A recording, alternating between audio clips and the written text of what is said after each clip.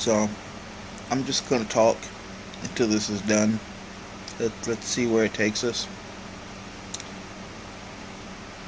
I have this nagging feeling in the pit of my stomach that I'm entitled.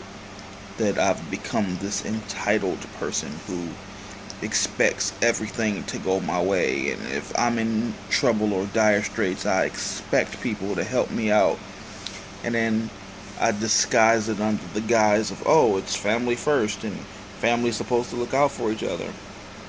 I'm not going to be able to sugarcoat this. I'm not going to be able to be vague about it. So, without naming names, I'm just going to tell you what the situation is. It is April 2nd, and I've not paid my rent. I'm sorry, it's May 2nd. I haven't paid my rent for April yet. Here it is. Now I know I owe April and I owe May.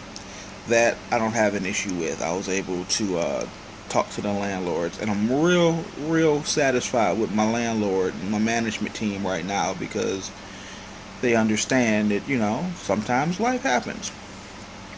But also, my light bill is due. At this juncture, the grand total is $350. 223 of that is actually past due. That was due on April 29th. But I was able to call, and through the automated system said, hey, I'm going to need a little bit of time. They pushed it up to May 3rd, which is tomorrow. So I'll get on the phone with them today and I say, hey, here's my situation. And attempting not to sound entitled, but now in hindsight, thinking back, calling up a company and saying, hey, I understand that we made an agreement and I used your service, but my situation is unique. But that's neither here nor there. So I call them up and say, hey, I'm not going to have it tomorrow. I'm just not. What can we do? So the guy puts me on hold. He comes back. He's like, you know what we can do?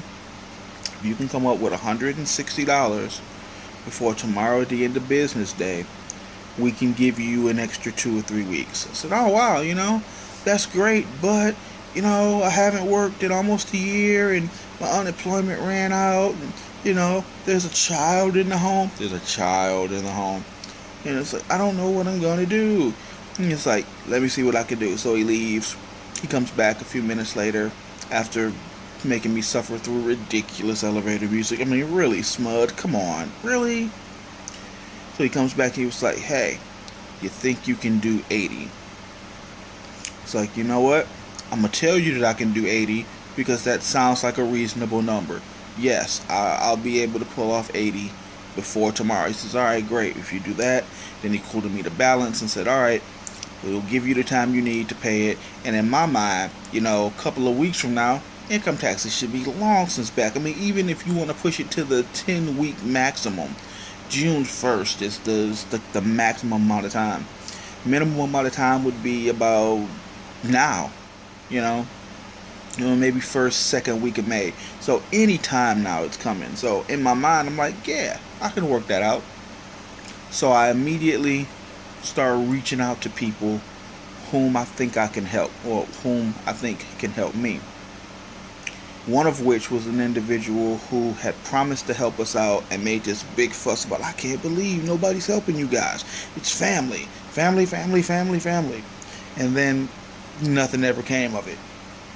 And through no fault of her own. And again, everybody's got their own issues that they're dealing with. So I'm not mad at her because, it is what it is. But at the same time, I wish you could come to me and say, hey, here's what's happening. I'm not going to be able to. She just kept insisting that she would be able to. And then at the very end, she was just like, sorry, I can't.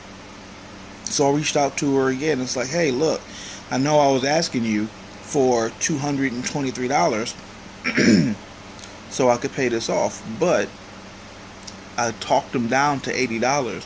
And that'll buy me the time that I need to wait for this other money to come in. And I ended up talking to her on Facebook for half a second. She said, hey, I'll get back to you in a minute. I'm at work. I said, okay, cool. That was about 7 hours ago. Still haven't heard anything back from her. Even text her. It was like, hey, never responded. What's up? And it's like, you want to put those eggs in that basket because she's family and she was so gung-ho. But at the same time, you don't, because she's proven that it's not the most reliable. So Asia swallows her pride and she goes and she's talking to her family and she's like, hey, we could really use $80. And you know what they sent her? A link to a website about a job. And told her, oh hey, if your lights get turned off, it's okay. You can just come live with us. And again, you can come live with us. Not your whole family. You can come live with us. Which is a whole different thing. And this is like wow, you just don't respect the marriage at all. That's not how married people operate. We don't separate because things get difficult. One of us don't go running back home when it gets difficult. It's better or worse. It's in the vows. It's what we agree to. Why would you think otherwise? And I'm thinking about some of the priorities that those family members have. Is like, first of all, you make more in a month than I do in 6. But that's neither here nor there. You went to school. You've got a master's degree. You're entitled to that. You've earned it. But I'm thinking about the things that are coming up, like trips and a prom, and oh, I'm gonna need a little extra gas money for this and that because I've got some running around to do. And don't get me wrong, it's like you have running around to do. It's your car, it's your money. You absolutely do. But then you think, if the shoe were on the other foot, if Asia and I were sitting over here and we were making what I felt like was a significant amount of money, and a family member called and said, hey, I'm in a bad way. My lights are about to get turned off. I haven't paid my rent since last month. I'm not even asking you for a whole lot. I just need you to help me get by until I can pull myself up. I would turn to my wife and explain to her quite quickly that any extracurricular trips that we had planned would have to get canceled. Any other little things that we had going on, it's like, oh, we were going to go to an amusement park, or Captain America Civil War comes out in a few weeks and we're trying to keep money for that. You know what? All of that shit's canceled because family would come first.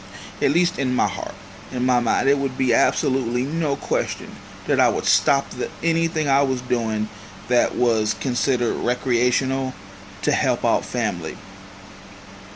Unfortunately, I don't think everybody feels that way, and it's leaving me with this sense that, do I feel entitled to your money? Like, because I'm in a bad way and you're in a much better place, is it right for me to say, just because we're family, that you would stop all the things that you do to help me out? It's like, if you think about it, this individual works 40 hours a week.